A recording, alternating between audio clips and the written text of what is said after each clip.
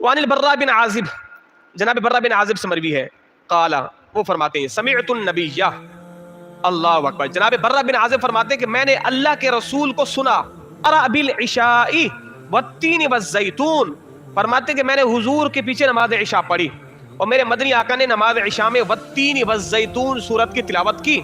اور پھر کیا فرماتے ہیں جناب برا بن عازب، فما سمعت احدا احسن صوتا منہ، فرماتے کہ میں نے اتنی خوبصورت آواز آج تک کبھی نہیں سنی.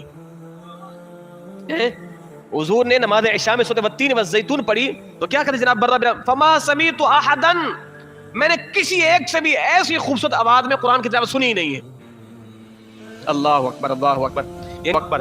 اور میرے مدنی آقا کو اللہ نے کیا لہن دیا ہوگا، کیا سریلی آواز دی ہوگی کہ جب صحابہ جب حضور کے پیچھے نماز پڑھتے ہوں گے تو ان پر کیا کیفیت طاری ہوتی ہوگی.